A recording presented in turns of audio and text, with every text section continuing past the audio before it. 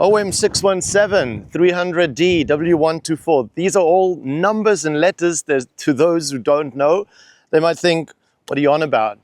But to those who do know, they would know that we're talking about the most incredible car probably in the world, most reliable, the most enduring piece of engineering ever. That is this car. Also the most often built Mercedes of all time.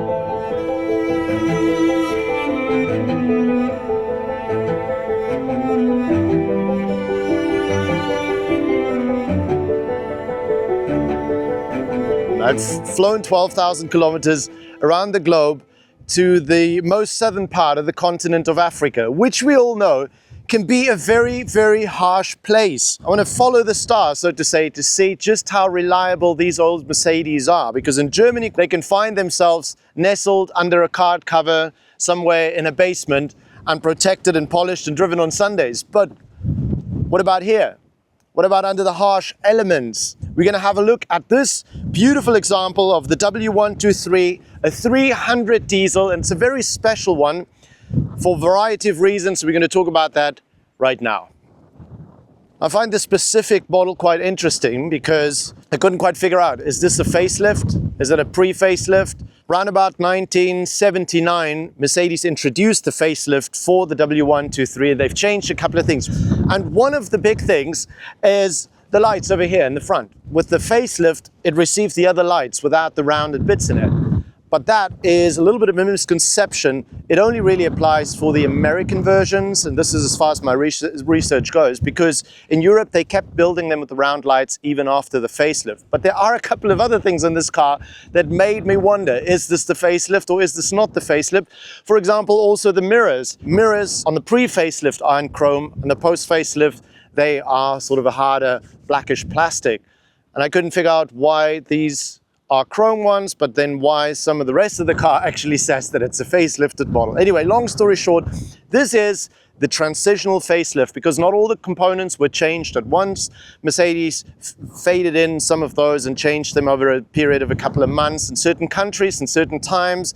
All of these things changed, but this here is a 1980 model of the 300D. And I'm not so much interested in the garage queens of these cars. I'm interested in those out in the field. This one, for example, has done more than 500,000 kilometers. And as you will find in this video, a lot of it is not quite original. But let's talk about that when I show you the interior.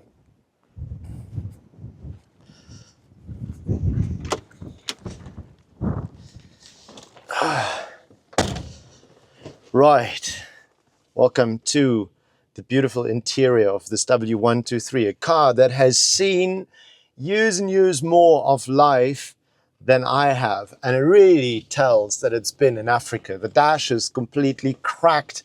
A lot of components aren't the way they used to be, not quite as original. I think right here where this metal rod is actually supposed to be the armrest.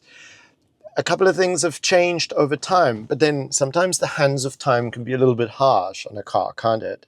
And a couple of things have also been replaced. I know that this is not the original gear knob here at the top. And also, I'm very impressed at what the seats actually look like because of the MB-Tex material that Mercedes used instead of the leather. It sort of replicates the leather look ever so slightly, and it kind of lasts longer than the leather as far as my research tells. But it's a very simplistic interior, although you see the hints of quality, the little chrome bits everywhere, just making this a little bit more special than I suppose some of the other cars from that era. It's very uncomplicated. You can forget about something like a radio. There is just none of that. We literally got 3 knobs and a couple of shifters that feel like you need to go to the gym for a weekend to be able to work them.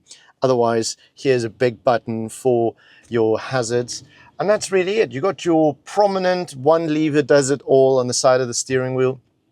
And otherwise, this huge, beautiful steering wheel with the play on the steering box, something that they changed with the W124, and where they had an automatic adjuster because it was such a problem with these. Also here in the front, our speedo layout, our instrument cluster, very, very basic. You can clearly see, even in W124 and the models after that, W202, that this is where Mercedes came from. It looked like this even in the predecessors, looked like this in the W116, the older models, W108. You can see that there are similarities over here. And it talks about, it speaks in German you say the rote Fahne. It speaks of how they've just continued this line of authority in engineering and style throughout all of these models. A special thing about these cars, and we'll talk about that a little bit more in a couple of minutes when we actually take it out for a drive as well, is how in Africa, it's really the Swiss pocket knife. It's about survival. It's about carrying on with the car, living with the car, and not about prepping and pepping it. And in that sense, a lot of components on these cars have actually been changed. I'm not 100% sure if these are the original seats or the original interior of this car, because sometimes, and I know a friend of mine that actually does this, he buys older Mercedes models and then literally replaces some of their parts and components that still work in the cars that he has. So these are donor vehicles. These are vehicles that are being kept alive, and the adventure continues. But it's a very spacious place in here. It feels, to me, yeah, 100% like this is where the W124 actually came from. Roomy, beautiful, handbrake still on the side. It's not the pedal. And at the back, it's beautiful. And they don't even have seat belts. Let me show you.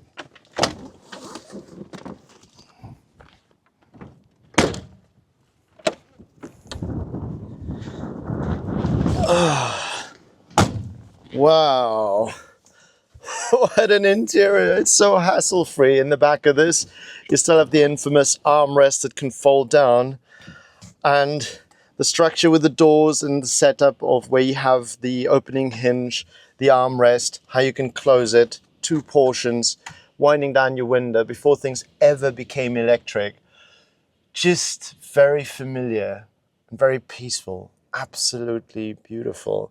It's a very comfortable place, this. I know that before the facelift in 79, or that started in 79, the texture of the seats changed ever so slightly. These actually still reminiscent, according to my research, to actually the older ones. I'm still in two minds about exactly, is this the facelift or is it not? But according to the VIN number, it actually is. Also, they said that the little pointy headrests that you have over here signals that it's a pre-facelift. But again, as we stated, these cars are not perfect minty classics. I, for one, specifically didn't want to go and review cars that testify of 40 years of looking at a garage wall. I wanted to drive cars to see, is the style worthy of the legacy? Is it actually as tough and as crazy as it is? And to be honest, I don't think there's another country or another continent that'll give it a run for its money as much as the continent of Africa, as we will see, and as you can see where we're driving right now. So I think without further ado, let's pop out to have a little bit of a look at the rear, and then I want to show you this engine before we finish this video and take it out for a drive. I will also be doing a POV with this car on the highway as well as one through town, so you can sort of hear what the engine does. And yeah, if you want to see videos like this, we've got so many cool old Mercs lined up to be filming down here in Africa that literally been pieced together. I'm so excited. I feel so honored to be able to have a look at them and bring their story of life and history to the screen somehow and share it with you guys. So if that's your thing and you feel like watching those kind of videos, then feel free to subscribe to the channel. Let's hop out and have a look at the back.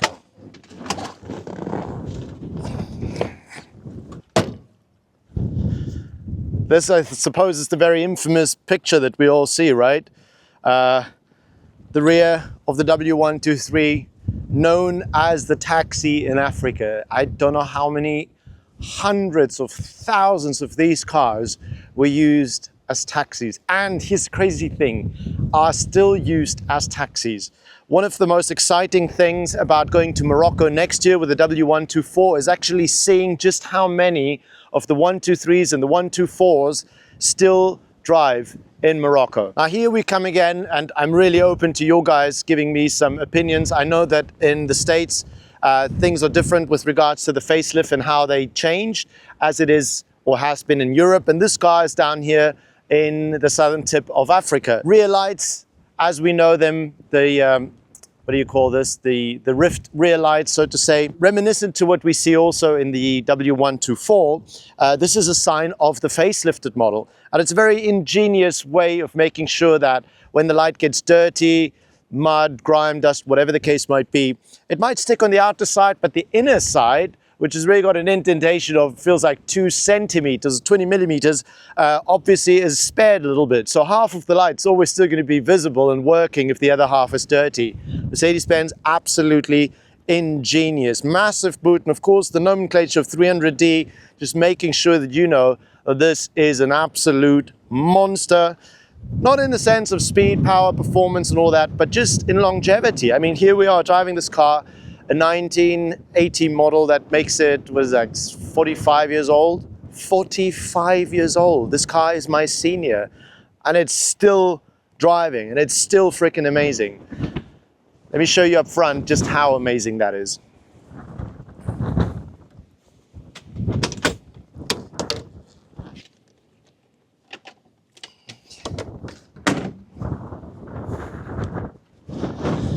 This is the masterpiece. Just behold.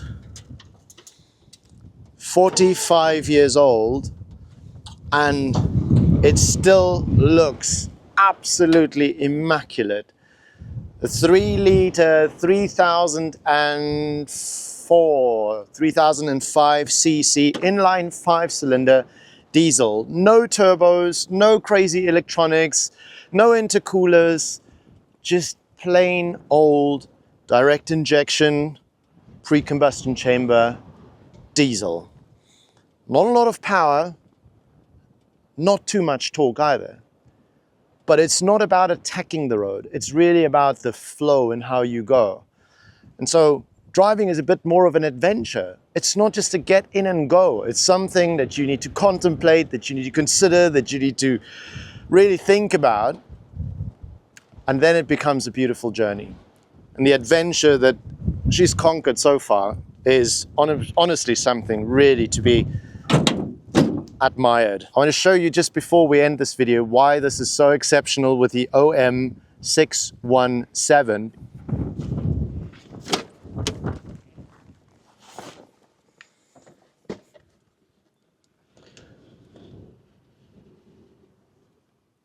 $369,617. That's where the clock stopped. Beautiful, beautiful Mercedes. Guys, thank you so much for joining me. If this is your thing, then feel free to subscribe. We're going to take this Mercedes out for a lovely drive through some arid African landscapes and then maybe towards the coast. And it's super, super windy out here today, really. Along the coast, it's howling at probably 60, 70 kilometers per hour, the wind. But we're going to take it out for a drive and then just share the beauty of this beautiful old Mercedes and how it's still writing stories in its own history book. I'll see you in the next one. Thank you so much for joining. Ciao.